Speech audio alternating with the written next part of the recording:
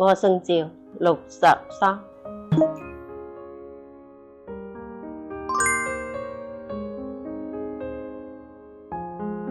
香港搭地鐵咧嚟到嗰度附近嘅地鐵站。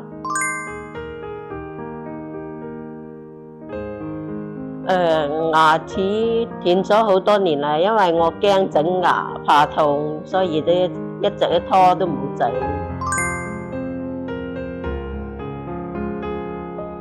咁我有朋友嚟植咗咧，咁我問下佢好唔好啊？咁佢話都幾好噶，就嚟嗰度睇。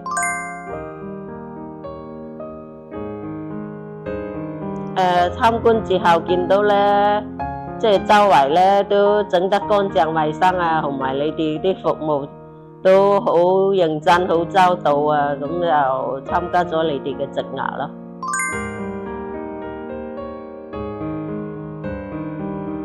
好似熟練咗多啲嗰啲細節嘅上嘅嘢啊，嗰啲換排得周到啲啊。因為香港人口密集嘛，人多嘛，所以咧佢就冇咁多服務啦。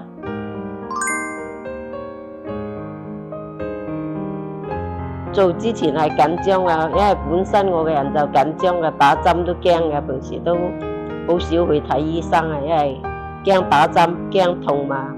所以咧個牙斷咗好耐我都唔整，就係驚痛。冇啊，過程中都好順利，冇咩痛，係打針嗰一陣間少少痛啦，之後就冇咩痛，都好順利。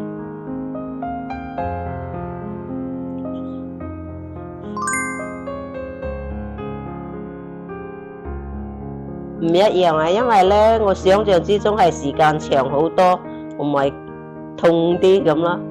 但係種過之後咧就感覺就唔同啦，就時間都係好快啊。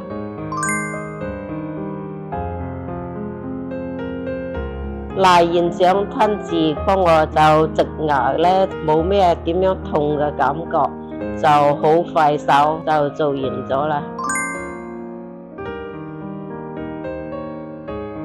今次整咗之後咧，對以後補牙咧都有大啲嘅信心，冇咁驚咯。會啊，都會介紹朋友嚟，事實上係快靚正。